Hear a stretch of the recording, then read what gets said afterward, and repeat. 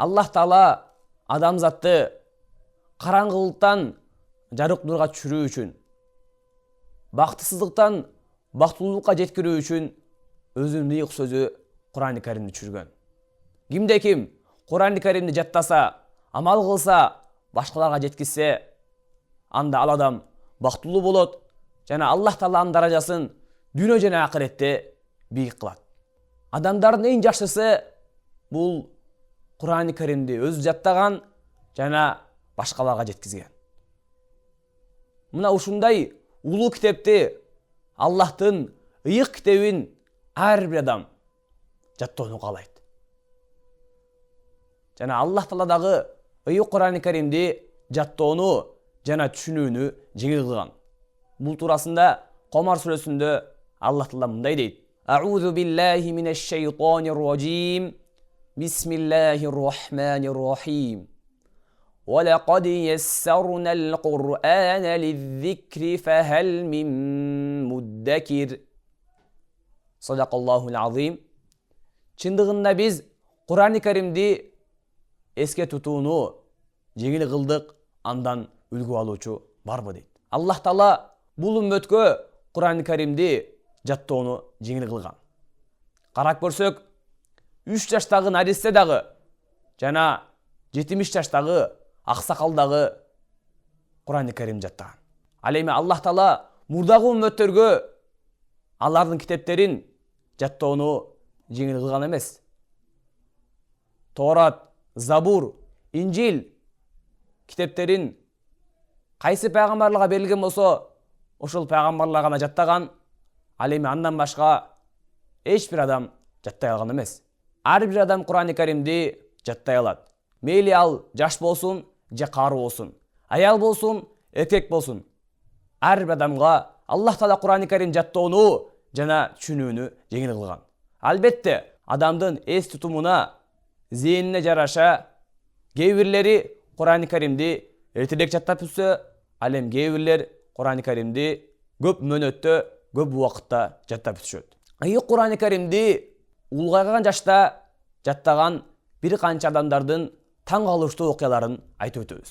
Мына ошол окуялардын бириси Ибрахим деген аксакалдын окуясы.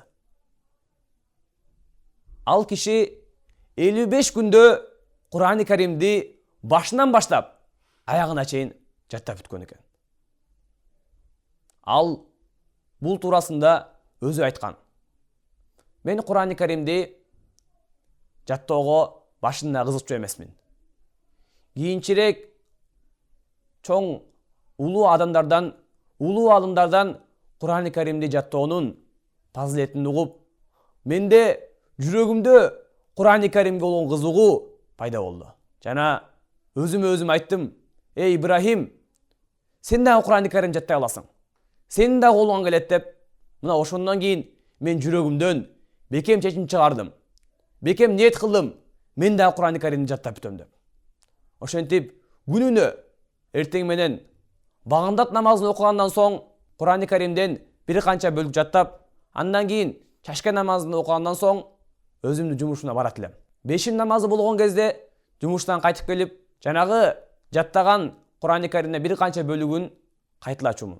Ошентип кечинде жанагы Кур'ан-ы Каримден жаттаган аятымды Кур'ан жаттаган каарыга барып угузчумун. Жана түн болгон кезде жаттаган аяттарымды кайталап, мына ушул негизде Кур'ан-ы Каримди жаттап жүрүп, 55 күндө Кур'ан-ы Каримди Аллах Таала мага жаттоого мүмкүнчүлүк берди. Албетте, мына ушул Ибрахим аксакалдын окуясынан бир канча сабактарды алсак болот. Эң биринчиси, ал өзүнө өзү Кур'ан-ы Каримди мен дагы жаттай алам, менин дагы колуман келет деп ал өзүнө өзү айтты.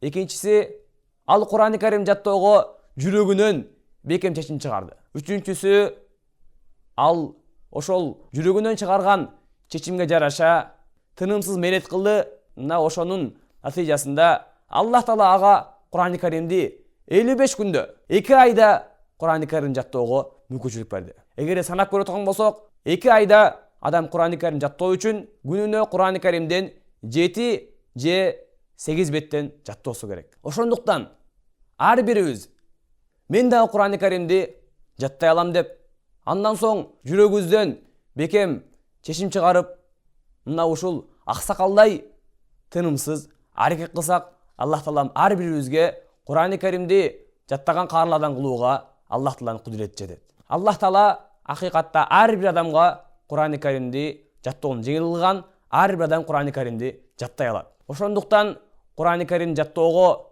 баарыбыз жүрөгүбүздөн бекем чечим чыгарайлы жана тынымсыз аракет кылайлы.